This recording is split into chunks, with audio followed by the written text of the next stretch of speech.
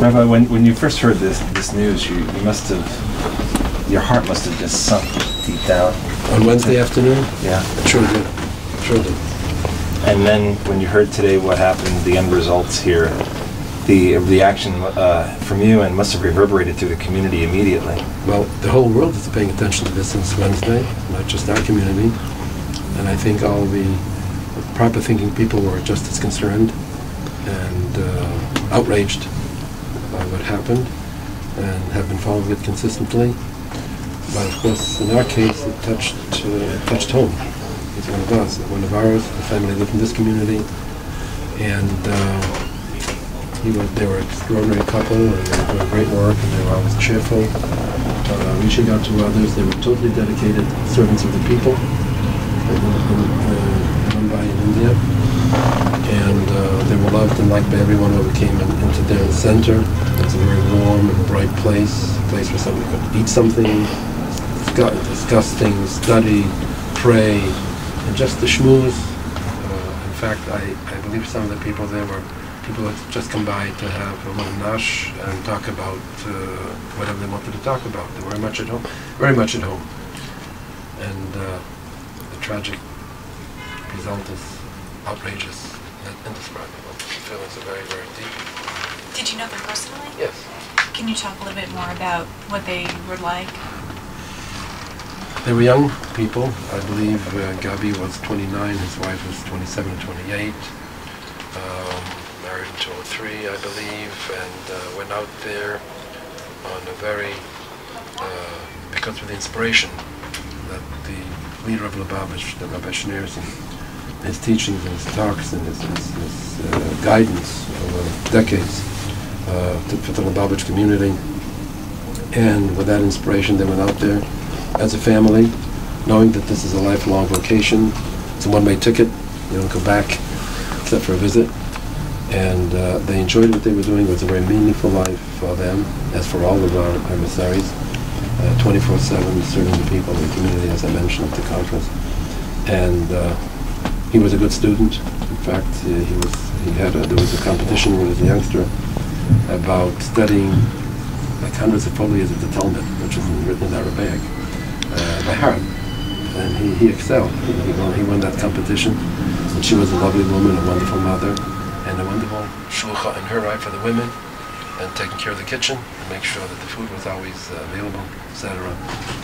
And it's just a great, tremendous loss, and for no reason at all. Just cause us hatred. When you look at pictures of them there, they look so happy in what they're doing.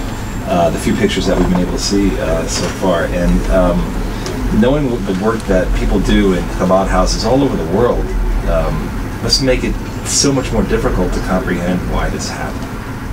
Well, why do bad things happen to good people? It's a question that is yet unanswered.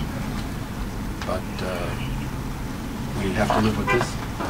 And as I mentioned at the press conference, that this is the message to all of our elite troops out there in the Chabad houses, Chabad houses all over the world, that they just have to forge ahead.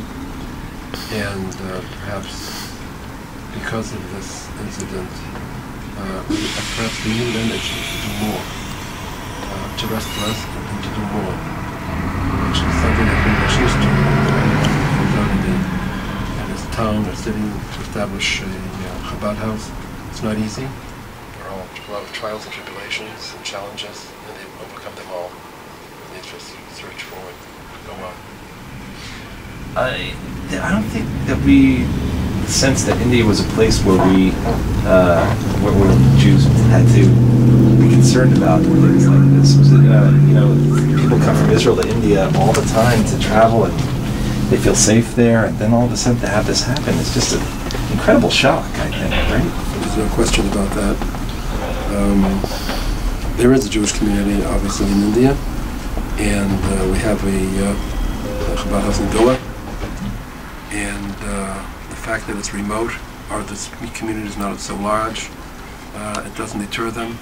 The couples who go out to establish, to create Chabad houses, don't mind the numbers. It's just that it's heart to heart, and wherever you go today in the world, there are businessmen, there are Jewish businessmen and tourists, sometimes in greater or lesser numbers, who don't have really like a home away from home where they can have something kosher, have a prayer, morning, afternoon, or evening prayers, or a Shabbat, a kosher food, or all the necessities that they would like to have, and they're afforded in the Chabad houses. And it makes we hear, especially during the summertime, are inundated phone calls from people all over the place, all types of people.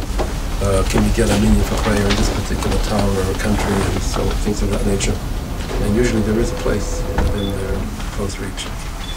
Thank you very much. You mentioned the